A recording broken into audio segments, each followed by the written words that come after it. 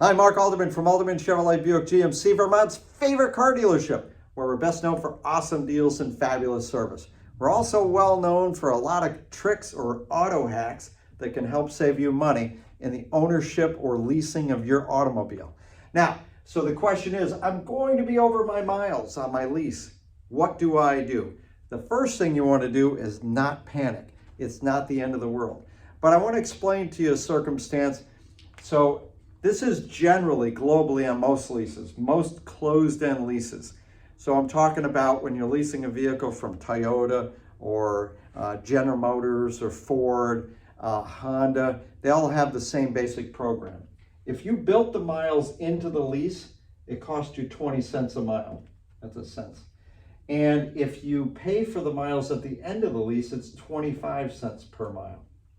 So it does cost a little bit less to build the miles in ahead of time than it would to pay for the miles at the end. However, on most leases, this is bugging me here. So on most leases, if you pay for the miles and don't use it, you don't get the money back. So it actually is a generally best practice to be a little conservative with how many miles that you're going to set your lease up for, because it's generally better. Odds are it's going to be better if you go over your miles a little bit than come under your miles a little bit when you've added miles to the lease. Now, the other thing is, this is a max cost, all right? So if you follow this hack that we have, then you're going to pay no more than 25 cents per mile at the end of your lease. So you see, at the end, you have a guaranteed purchase price on that vehicle. So let's say somebody leased a $40,000 vehicle, and at the end of the lease, they're able to buy it for $20,000. Okay, so in this scenario, let's say that they've gone over the miles on their lease by 10,000 miles. Why am I doing 10,000 miles? Because the math is kind of easy.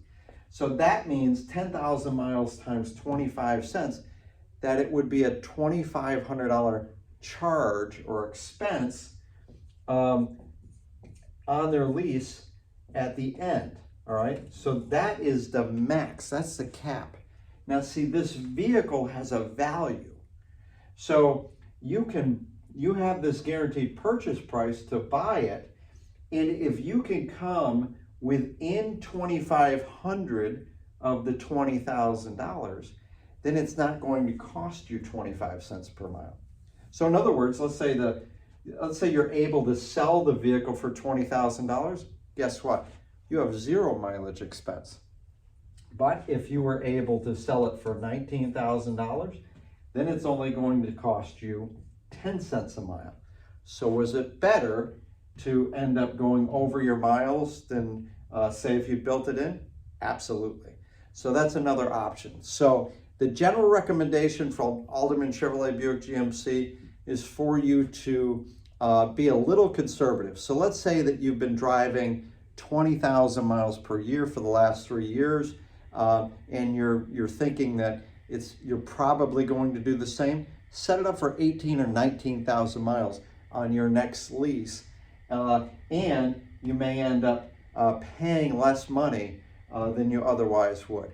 So I hope this helps you in your situation. Feel free to reach out to us on the web at aldermanchevy.com or give us a call at 802-776-5000. Thanks for watching.